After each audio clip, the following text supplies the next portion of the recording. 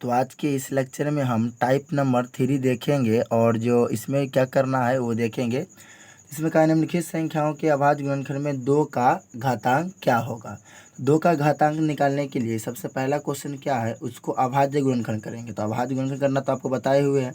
तो 640 का अभाज्य गुणनखंड करेंगे तो सबसे पहले किसे करेंगे आप, 2 से भाग लगाएंगे।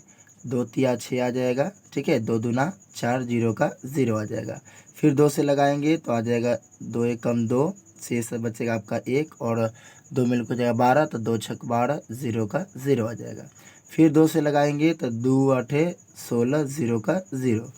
फिर 2 से लगाएंगे तो आपका आ जाएगा 40, ठीक है। फिर 2 से लगाएंगे तो आपका आ जाएगा 20, 20 दूना 40 हो जाता है। 2 से लगाएंगे तो आपका आ जाएगा 10, ठीक है। इस तरीके से भाग लगाते जाएंगे, लास्ट में 2 से लगाएंगे तो 2 पचे 10। अब यहाँ 5 कौन संख्या अभाज्य संख्या है। कहने का मतलब 640 इक्वल टू क्या आ गया, 2 गुने 2 गुने 2 गुने कितना 2 है, 1 2 3 4 5 6 7, 3 4 5 6 और 7 गुना 5। कहने का मतलब यहाँ पर 2 जो है आपका 1 2 3 4 5 6 7, तो 2 के पावर क्या है 7 गुने 5। हमको सिर्फ 2 से मतलब है और किसी से नहीं। तो 2 का घात क्या आ गया, तो 2 का घात आ गया आपका 7। तो 2 का घात जो है आपका क्या आ गया, 2 का घात इक्वल टू 7। इस सवाल का क्या हो गया, आंसर हो गया, ठीक है। इसी प्रकार जो है मान लीजिए 548 है, तो 548 में आपका पूछा गया किसका घात, 2 ही का घात पूछा गया। तो 548 ले लेंगे, 548। उसके बाद आप इसको 2 से लगाएंगे, 2 से लगाएंगे तो क्या आ जाएगा आपका, 2 से लगाएंगे तो 2 एकम 2, 2 सते 14, ठीक है। और सॉरी गलती कर दी क्या, 2 एकम 2 दूना 4 ना, 2 दूना 4, 2 दूना 4, शेष 1 बचेगा, 2 से 14, 2 चौका 8। फिर 2 से लगाएंगे, 2 से लगाएंगे तो 2 एकम 2, 7 में 2 से लगाएंगे 2 तिया 6, 2 सते 14। अब यहाँ पर जो है अब ज़्यादा आपको लगाने का जो ही नहीं कि अब इसमें 2 से भाग नहीं लगेगा, 2 से भाग नहीं लगेगा। 2 से भाग नहीं लगेगा तो सिर्फ यहाँ देख लेंगे 2 में कितने 2 आया, तो आपका 2 को 2 है। इसका मतलब 548 में जो है 2 का घात कितना आ गया, 2 से ही सिर्फ भाग लगाना है, ठीक है। ऐसे पूरा बता दिया आपको, 2 का घात आ गया आपका इक्वल टू 2 का घात क्या है 2 है। 2 इस सवाल का क्या हो जाएगा, आंसर हो जाएगा, ठीक है। जिसका घात बोलेगा बस उसी से लगाएंगे, काम आंसर आ जाएगा। एक और सवाल लेके चलते हैं 3 का घात वाला, देख लीजिए। कोई एक सवाल ले लेते हैं, मान के चलिए कौन सवाल ले लें हम, यही ले लेते हैं पहला सवाल। तो पहला सवाल क्या है आपका 283 है, 3 से लगाना है। 2 से तो पहले लगेगा नहीं, तो ऐसे 3 से कहा तो सिर्फ 3 से ही लगाएंगे, लेकिन फिर चलिए तो 3 से लगाएंगे तो 3 तिया 9, शेष 1 बचेगा 1 और 8 मिलकर 18, तो 3 6 का 18, 3 एकम 3, ठीक है। अब 3 से ये नहीं लगेगा, क्या देख लेते हैं, 6 3 9, ऐसे 3 आप याद रख रहे होंगे कि 19 का अभाज्य संख्या का स्क्वायर जरूर याद रखिएगा। 19 का स्क्वायर होता है 361, तो 19 अभाज्य संख्या है, तो यह 19 का स्क्वायर है, तो डायरेक्ट 19 से लगाएंगे तो 19 बार में आ जाएगा। कहने का मतलब 283 इक्वल टू क्या आ गया, 3 इंटू 19 इंटू 19।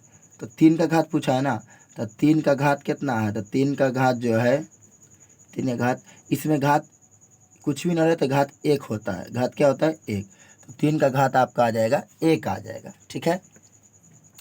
अगला सवाल देख रहे हैं, ये देखिए 361 एक 0 है, इसमें लगाएंगे। यहाँ पे क्या था ये आपका दूसरा था ना, ये आपका क्या था और छठा था, और ये आपका क्या है 7वां।